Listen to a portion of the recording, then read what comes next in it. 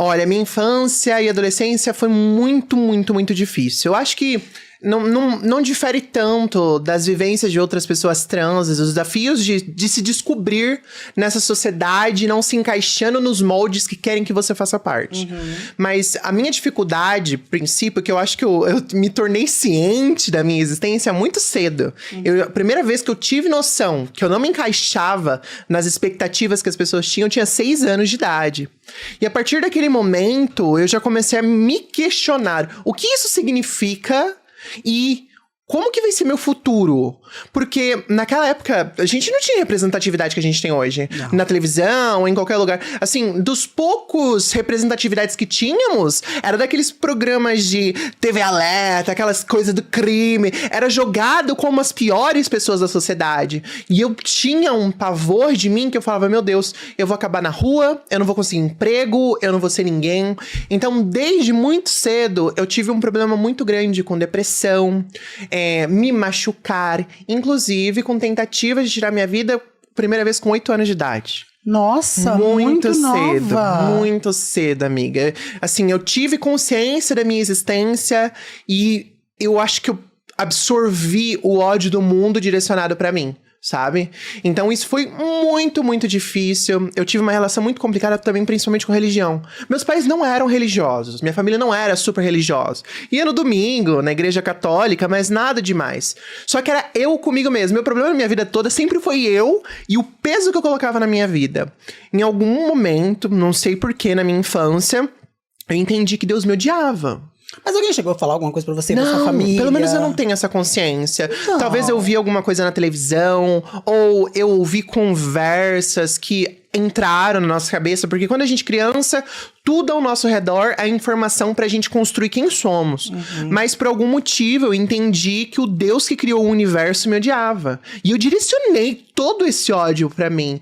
E eu não entendia por quê. Porque, tipo assim, se você me criou, por que você me criou pra ter tanta dor? Sabe? Então foi uma infância muito, muito difícil, principalmente questionando os porquês de existirmos, por que Deus me criou assim, por que Ele me colocou nesse espaço pra sofrer.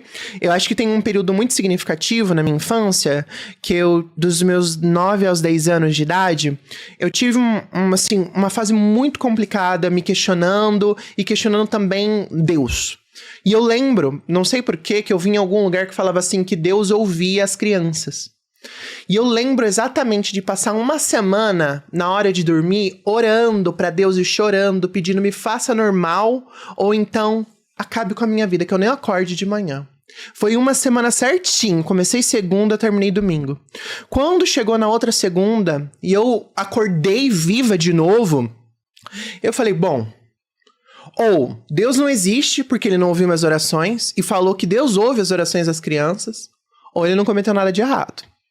Então eu comecei, por mim mesma, buscar informações. Eu queria entender o que eu era, quem eram outras pessoas como eu, como eles sobreviviam, aonde eles estavam. E foi a partir desse momento que eu comecei a me debruçar sobre questões de gênero, de sexualidade, compreender qual que era a realidade que as pessoas LGBTs viviam, porque naquele período eu já estava morando no interior. E eu não tinha contato com a comunidade LGBT no interior. Imagina, as poucas pessoas que tinham eram tratadas como bicho de circo, né? Eram ridicularizadas, eram pontes de piada, e eu não queria me ver naquele espaço de ridicularização, de humilhação. Então, eu me isolei ainda mais para me proteger desse tipo de ataque. Só que claramente não adiantou, porque eu sempre fui bastante feminina, né? Eu sempre deixei bem óbvio que tinha algo que não se encaixava na expectativa de um homem cis, hétero, sabe? Varão ungido da família tradicional brasileira. E isso, nossa, foi muito complicado. Mas aí você brincava com outras crianças? Você tinha amizade? Eu brincava muito. Eu era uma criança, assim, que eu adorava brincar na rua. Mas, assim, a feminilidade sempre teve lá, sempre foi um ponto. Era um ponto onde as pessoas ficavam me provocando na escola, era um ponto que às vezes dava briga na rua também. Só que eu sempre fui giganta, né? Você tem quanto de altura? Eu tenho 2 metros. 2 metros? Eu tenho 2 metros de altura. Eu sou grandona pra caramba. Eu sempre fui grande. E você já era grande quando criança? Sempre, sempre, desde pequenininha. Eu lembro uma vez quando eu tava na primeira série, eu morava em Barueri ainda. Eu fui no falecido Play Center, junto com um coleguinha meu de classe. Ai, era lindo aquele parque. E aí, tipo assim, eu junto com meu colega de classe, eu era o dobro da altura dele. Eu era a única que podia ir em todos os brinquedos enquanto ele ficava me esperando lá de fora, porque ele era pequeno demais. Mas ele falava assim, vai pela gente. Vai lá. Eu, cagando de medo, eu ia pra poder ir. Mas eu já era gigantona e já fazia diferença. E isso também era um problema, porque como eu já era muito grande, desde muito pequena, eu sempre tive o corpo quadril largo. E isso também foi uma dificuldade da minha vida, porque eu já fui sexualizada muito cedo. Pelos homens da família tradicional brasileira que via no meu corpo infantil, um corpo volumoso, algo que os atraía. Então isso me deixava também com dificuldade de entender quem eu era, porque por muito tempo, na minha infância e adolescência, eu achava que o meu corpo era a única coisa que eu tinha pra oferecer, sabe? Que eu nunca ia conseguir achar alguém que gostasse de mim por sentimentos, mas que sempre teria alguém disposto a querer explorar o meu corpo de alguma forma, sabe? Então isso foi muito difícil de compreender. Eu tive uma fase na minha adolescência que eu comecei a ter ginecomastia. Então, começou a crescer um peitinho. E aí, imagina você tentando fingir que você não é uma pessoa feminina. Tentando se encaixar naquele molde que as pessoas te colocaram de um homem. Você vê o seu peito crescer. 2 próteses, praticamente. Pô, eu falava, gente, o que tá acontecendo? O que é isso? É punição? Aí eu tive uma fase que eu usava, tipo, um binder pra apertar os meus seios de verdade pra não ficar aparente. E Deus lá de cima falando, não, eu tô te dando uma bênção, natural, gata. Eu fiquei, ai, foi difícil. Mas depois foi bom também. Quando eu coloquei minha prótese, tinha espaço pra um peitão, né? E a convivência com a família? A família foi percebendo também? Acho que você é diferente. Foi, assim, era aquela coisa que comentavam, tinha piadas, tinha tudo. Você tem irmãos? Eu tenho 2 irmãos mais velhos do que eu. Eu sou a caçula da família. Os 2 são mais velhos do que eu. Quando eu tinha de 13 para 14 anos, foi quando eu decidi contar pra minha mãe que naquele momento eu me identificava enquanto um garotinho gay. Porque eu tinha arrumado um namorado e eu senti que era aquele momento que eu tinha forças pra poder contar pra ela quem eu realmente era. Porque eu já tava assim, eu tava no meu pico. Diversas tentativas de finalizar minha vida, me machucando, muita dor. Era um peso gigantesco de tentar encarnar aquele personagem que não me pertencia. E era um peso todos os dias tentar ser algo que eu não era. Então, quando eu consegui esse namorado, eu falei, esse é o momento, eu vou contar pra minha mãe. E foi muito louco esse período, porque assim, eu lembro que eu saí do SMS, MSN. MSN, meu Deus. Saí do MSN e falei assim, vou contar pra minha mãe. Eu fui lá no quarto da minha mãe tava lendo na cama dela, e aí eu perguntei o que ela tava lendo. Sabe o que ela tava lendo? Um livro espírita, que contava a história de um homossexual que não sei o que lá, que morreu, que foi morto. Eu, meu Deus, será que é uma mensagem do além pra eu não contar? Mas eu falei assim, não quero saber agora, esse é o momento. E aí eu, muito nervosa, comecei até a chorar, falei assim, mãe, eu sou gay. Soltei assim, falei agora. Do nada. Aí minha mãe, tipo assim, tá bom. Então tá. Agora deixa eu continuar lendo. Foi basicamente... Aí eu fiquei tipo, é isso então? Poxa, então eu tava tão nervosa por nada, né? Aí no outro dia de manhã, era dia de ir na feira, a gente tava indo pra feira, aí minha mãe falou assim, aquilo lá que você me contou ontem, era verdade? Aí eu falei assim, era assim. E aí, tipo, gata, parece que virou uma chave na minha vida, porque foram anos tortuosíssimos na minha existência. Porque assim, a minha mãe, ela me amava muito. Mas ela também tinha muitos preconceitos e medos da minha existência. Eu acho que ela tinha mais medo do que poderiam fazer comigo, claro, do que odiar quem eu sou ou por eu dizer que eu gostava de pessoas do mesmo gênero que eu naquele momento. Então, foi um período muito difícil. Minha mãe sempre sofreu de depressão, mas foi uma fase onde ela, sim, aprofundou ainda mais na depressão dela. Eu me senti muito culpada também, porque eu via minha mãe sofrendo e eu me sentia, falei, poxa, eu tirei um peso de mim, mas eu entreguei nas costas dela, porque minha mãe era minha melhor amiga. A gente, nossa, juntas a vida toda, sabe? Desde pequena, eu sempre cuidando dela, estando com ela a vida toda. Ela se separou do meu pai quando eu tinha 6 anos de idade, e eu sempre fiquei do lado dela, sempre cuidei dela. E aí, quando eu vi ela mal daquele jeito, eu senti aquela dor, sabe? Meu irmão também não teve uma reação nada boa na época. Seus irmãos moravam com vocês, né? Um deles morava. O outro era casado? O outro era, não, o outro era mais velho e escolheu morar com meu pai. Ah, tá. Aí ele era mais gestante, assim. Mas ele nunca teve muito problema. Nunca foi uma questão pra ele isso, sabe? Ele era bem resolvido, era de boa, vive sua vida de boa. Mas o que morava... Mas o que morava teve problema, viu? De problema de tipo assim, de ele conversar com a minha mãe pra queimar minhas roupas, pra me expulsar de casa. Nossa. Foi uma coisa assim muito, muito, muito pesada, porque esse irmão, era tipo, naquela época a gente tinha uma relação muito boa, entre aspas. Antes de você falar. Antes de eu falar isso. E quando veio essas coisas, foi um golpe muito grande pra mim. Foi muito difícil de conseguir lidar. Foi muito difícil de conseguir superar que ele tinha essa visão tão, sabe, agressiva, de queimar roupa, de expulsar de casa. Não pensar um momento como que é a vida na rua. Como que você sugere pra jogar uma pessoa na rua, sabe? Era muito difícil, mas eu também era muito afrontosa. Eu não deitava, não. Ele era mais alto que você? Ele era mais alto naquela época. Gente, é uma fábrica de pessoas gigantes. Eu acho que ele tem 1,86. Ah, mas hoje ele é mais baixo. Hoje ele é mais baixo que eu, entendeu? Ele é mais baixo que eu, mas ele... Mas assim, hoje em dia a gente tem uma relação ótima. Inclusive, hoje de tarde, conversei horas com eles. Mas foi muito difícil chegar até lá. Ele teve também que repensar muitos os conceitos dele, as atitudes dele, e eu batendo de frente. Porque eu tive até uma fase na adolescência onde eu tentei me converter na igreja evangélica. Eu me batizei nas águas, amiga. Eu também me batizei. Eu cantava louvor na igreja, mas... Mas a gente se achava Isadora Ribeiro nas águas. Ai, não, tá... Gogó, entendeu? Jogava, não tinha ninguém... Ai, mas ainda assim, eu percebia pontuações, assim, dos comentários e etc. E eu cheguei numa conclusão que aquilo era uma ilusão.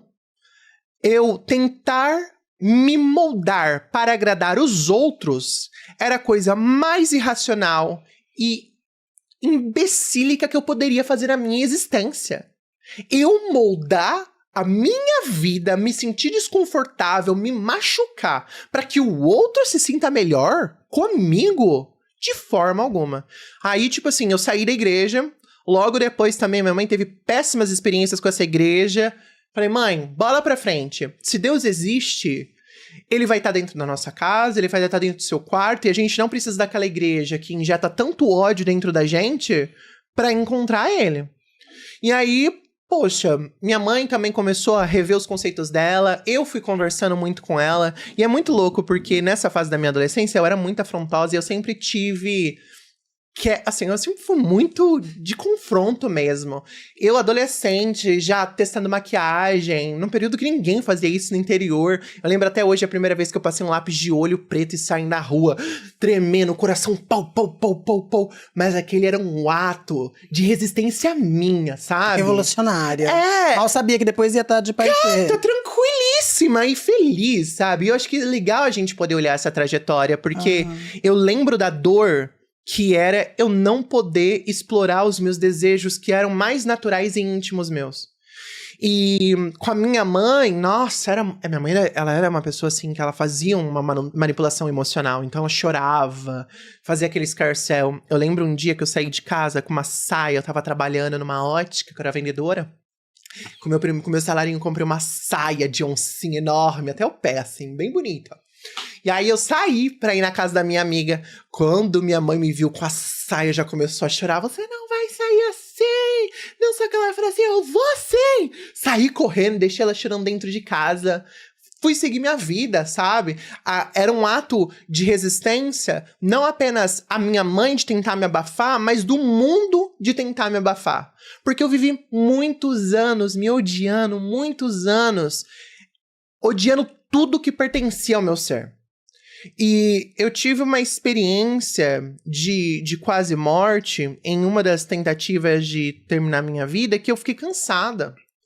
Eu tava, sei lá, 16 anos já com tentativas praticamente mensais de acabar com a minha existência. Não foi uma ou duas? Não, foram dezenas de tentativas.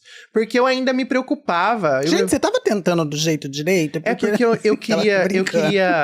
eu pensava muito na minha mãe. Eu não queria estragar o velório pra ela. Isso é verdade. Eu pensava nisso, sabe? Eu falei, já trouxe tanto desgosto na vida dela, que eu espero que pelo menos no último momento que ela se despedir de mim, eu não esteja feia. Esse era meu plano. Então, era tipo, tudo que eu tinha de possibilidade de remédio, de machucar. Mas aí a última, realmente eu quase fui. Eu tive uma experiência de quase morte, fui resgatada, fui parar pro hospital, fui pra UTI. E quando eu acordei, eu falei, puta merda, de novo? Não deu certo? O que tá acontecendo? Que não dá certo. Eu não consigo ir. Tudo indicava que ia, mas não deu. E eu falei assim, eu tô praticamente a minha vida toda tentando deixar de existir. Eu acho que eu vou começar a utilizar essa mesma energia que eu tenho de tanto pra me odiar, pra tentar acabar com a minha existência e fazer o que eu puder pra começar a viver, sabe? Começar a construir esse sentimento dentro de mim de que gostar da minha vida, apreciar minha existência e ir atrás dos meus sonhos. E foi onde, inclusive, eu comecei o meu canal no YouTube. Logo tempo depois, que eu já tinha um blog na época.